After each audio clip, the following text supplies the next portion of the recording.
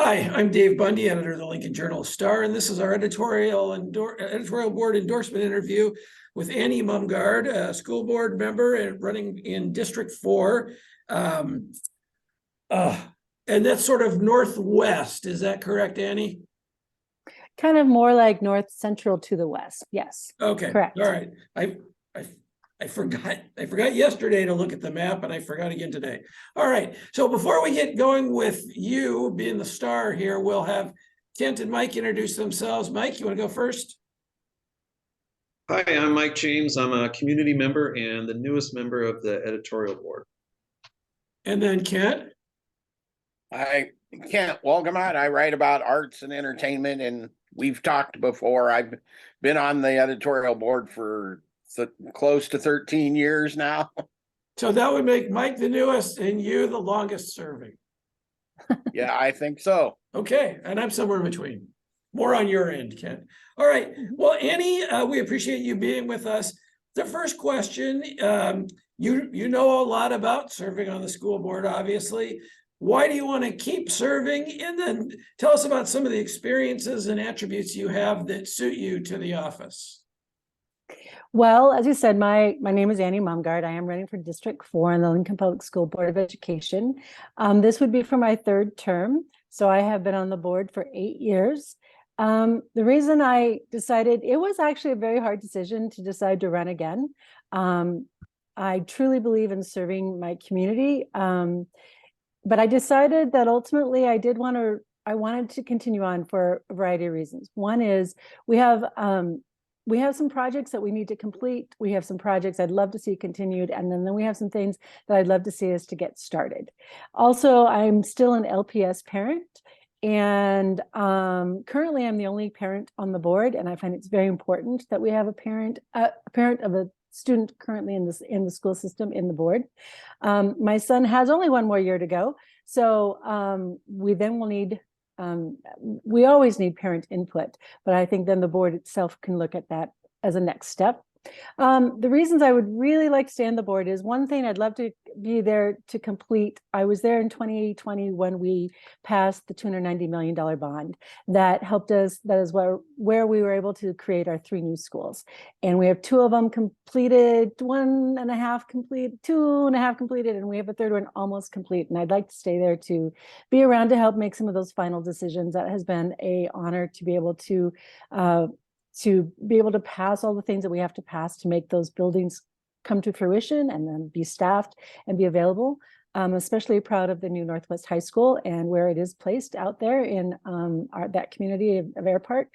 I'd also like to be there to help continue on. We I was there before the pandemic, I was there during the pandemic, and I think being there after the pandemic to help us continue on with a lot of the initiatives that we had to start and need to continue to help our kids with, we didn't have as much learning loss, but we did have some learning loss, but more importantly, the way in which learning happens and school happens changed during the pandemic in some really interesting ways. And I think it'd be good to be on the board to keep it stable, to help us keep moving forward and keep seeing visioning of how that can keep going forward.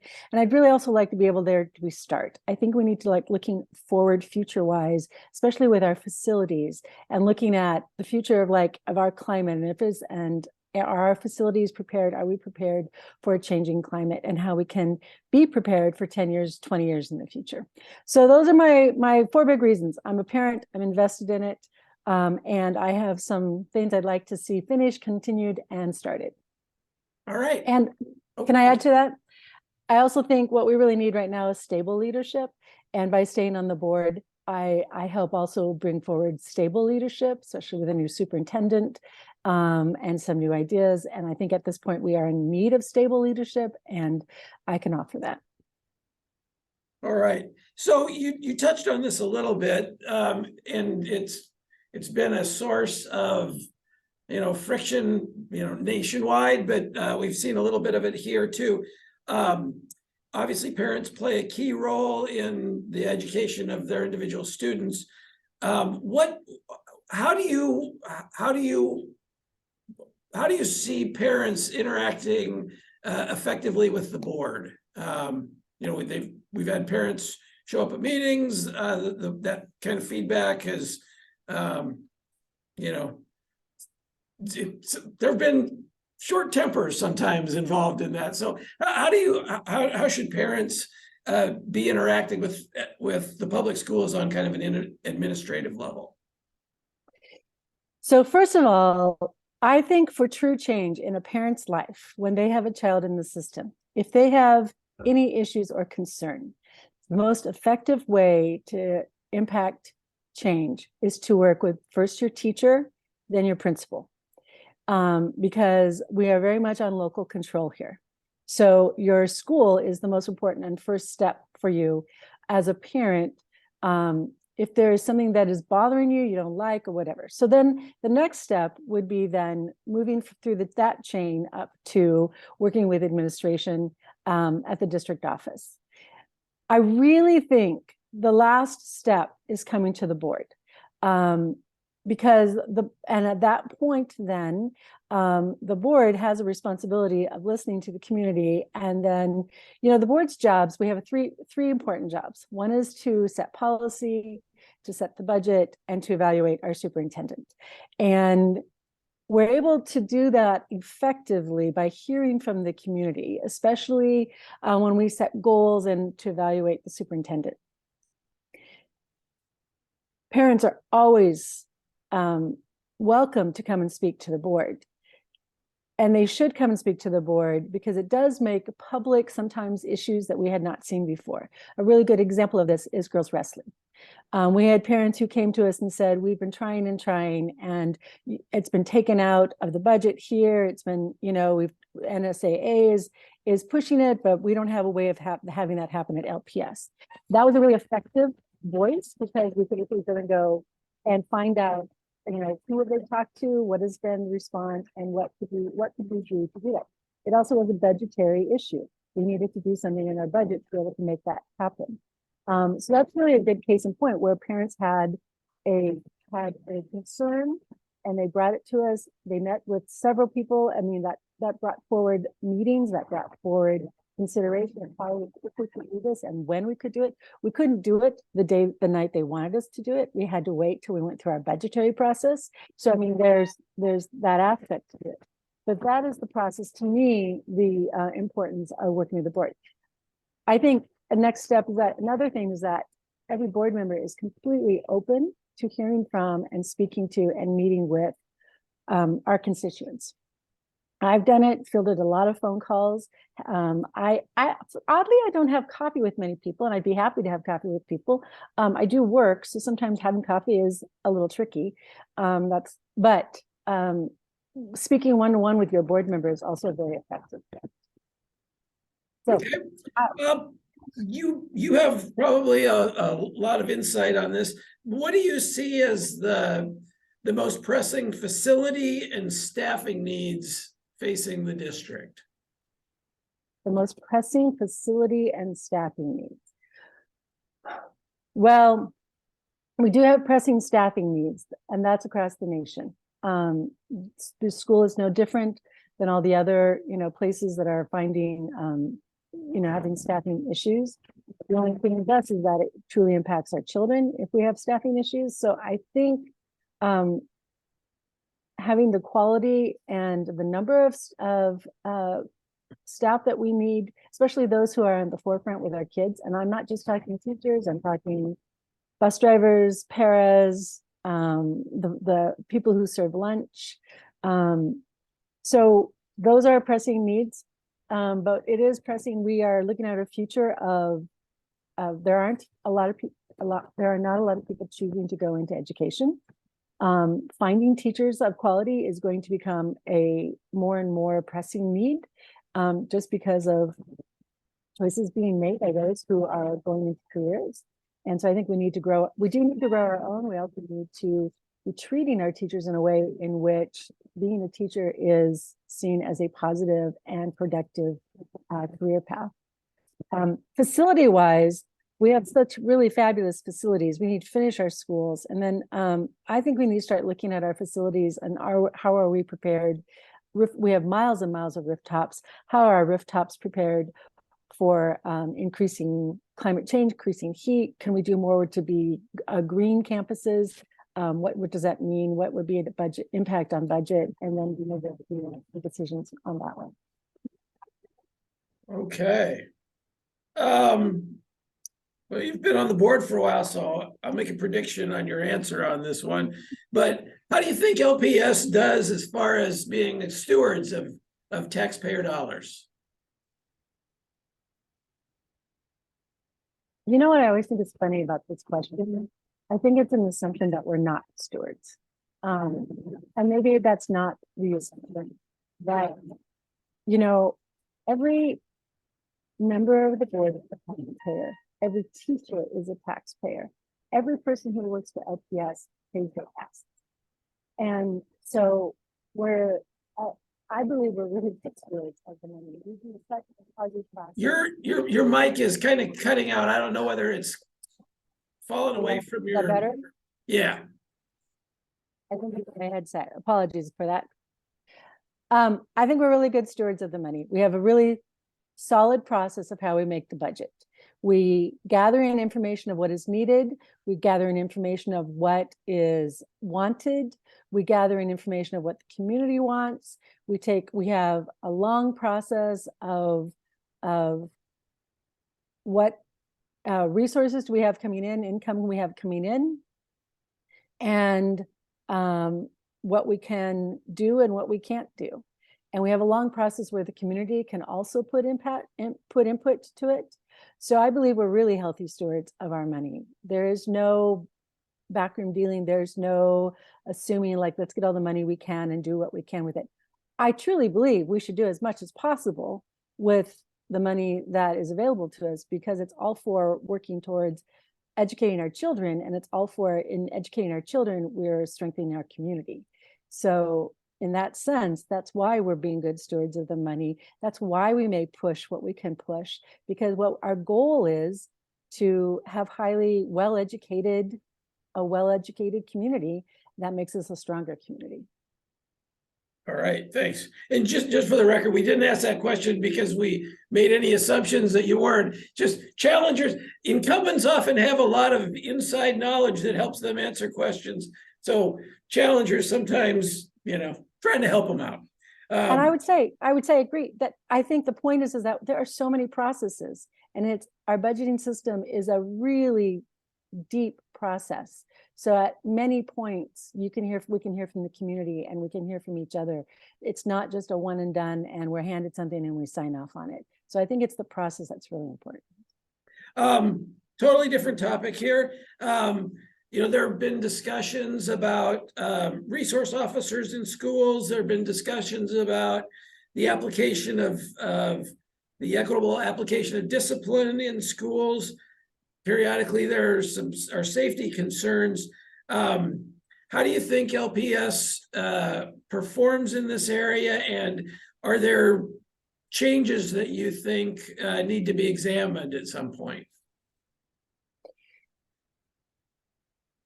Well, LPS does well at this point in time, comparatively speaking, nationally, to behavior management in our classrooms and the impact of who is doing that behavior management.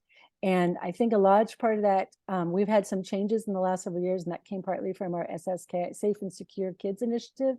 And when we actually started saying we need to gather some data on how are we doing, and in gathering that data for the last 2-3 years, we don't quite have enough to do a deep analysis, but we do know that how we are doing is, and we've done more training and we've done more education, and our behavior management has moved from, a national perspective is that you have your SRO officer coming in and pulling kids out of classrooms, and that's not happening at LPS. What is happening more is we're finding more and more behavior management is being able to be handled and is handled by administration, and SROs are used really quite constructively within our school systems in relationships and being there to support the school as well, support the kids and administration. With that said, I think we should always be taking a look at this, because we don't live in an equity world. And so sometimes our numbers are not what we would like them to be. Our numbers still show I might call it, we have an achievement gap, and I think we also still have a bit of a response gap in our schools. And so I think we still need to take a good look at that. I actually asked last year to be on the SSKI board specifically so I could be there and we could be a voice in talking about our SRO program, our expectations, what is their role, what is the school's role in behavior management.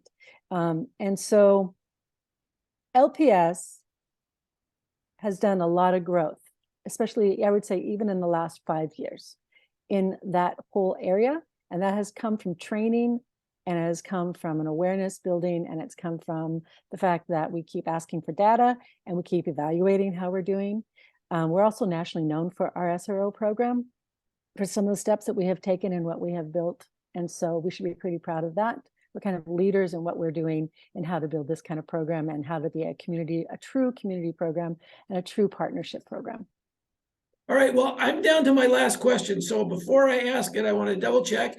Kent's leaning forward like Kent always does when he has a question. And then we'll see if Mike unmutes and has one, but Kent? This is kind of, I think, maybe two related questions. Early on, you said you wanted to stay on the board because of there are some new things you think might need to be done.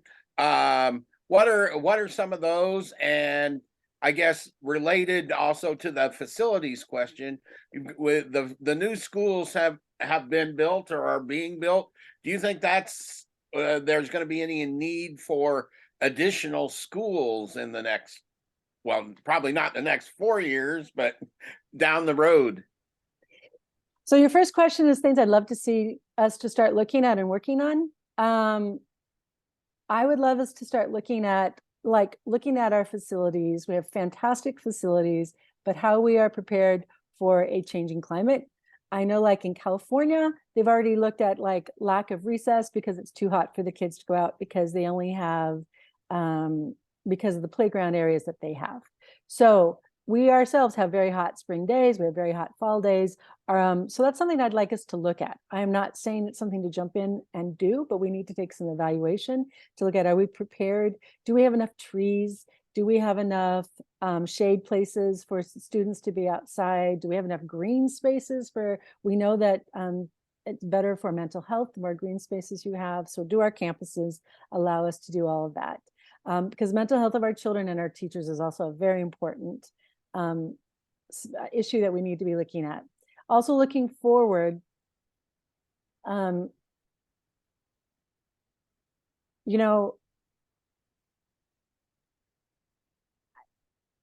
I look forward, I really just look forward of how do we continue to be such a high academic district, and how do we continue to be a district that really is working towards all means all. I really want to kind of institutionalize a culture of equity, and that we can be leaders in doing that. That would be one of my things. And also being a good place to work, because we need to be we have so many teachers, so many employees, and that we're one of the leading employers of the city. We should be a good employer because we impact the city and the health of the city. And then your second part of your question was the schools. Are we going to need more? Is that correct? So yes, we are. The question will be where. Our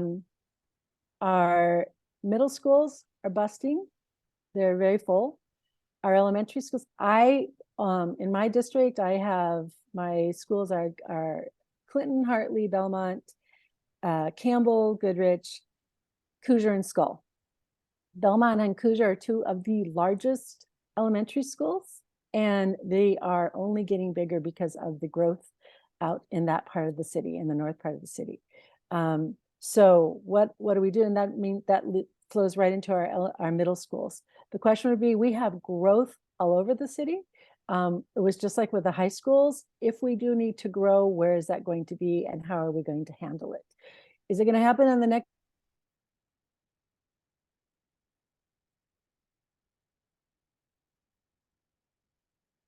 Annie, you froze up.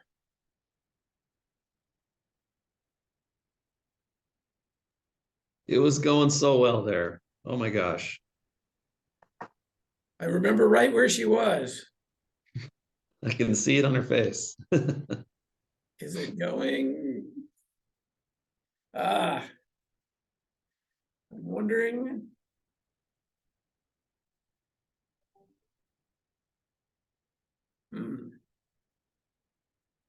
I am going to pause this. We're on again. My apologies. I was talking about our need for new schools. Kent had asked me if we're going to need them. At some point, yes, we're going to need them. Our city is still growing. We're still getting many kids still moving in. The question will be where. We are very full at our middle school level. I think the next place we will be looking at towards what do we do will be at the middle school level. And then continuing to go, I think at high school will be where we need to be. We did build our 2 high schools so they could we could put growth to them as needed. They're only 1,000 people schools, and they could be made to be 2,000. Lincoln's not stopping to grow. We're a great place to live. We're a great place to raise a family. Yes, there's going to be a need for new schools in the future. All right, Mike, did you have any questions? All right, then the last question I had for you, Annie, is a very simple one. What didn't we ask you about that you wish we had? What didn't you ask me? And this is very open-ended. You can just say why you're a great person, whatever you like. But if there's an important issue that we didn't touch on that you wanted to address, you can do it here. I do enjoy being a public servant, but I can only envision myself doing it for education, because education to me is so important. And one thing that I think is really important that we do in our public schools is that we provide an education that helps kids to see the many pathways forward into being a community member. That we are not just a school that gets them ready for college. We're not just a school that gets them ready for a technical school. We're not just a school that just wants to get them out. We are preparing them to be, a strong member of our community, and there are many pathways to success. And to me, that's what public education should be about. And that is why I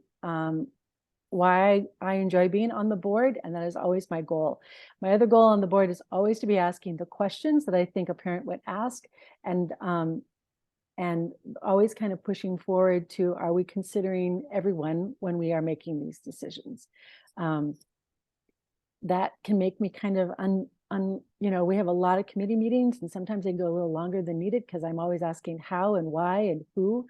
But I think that's part of the role, because public school is, especially in Lincoln, it's one of the strongest links of why we're such a healthy and strong community.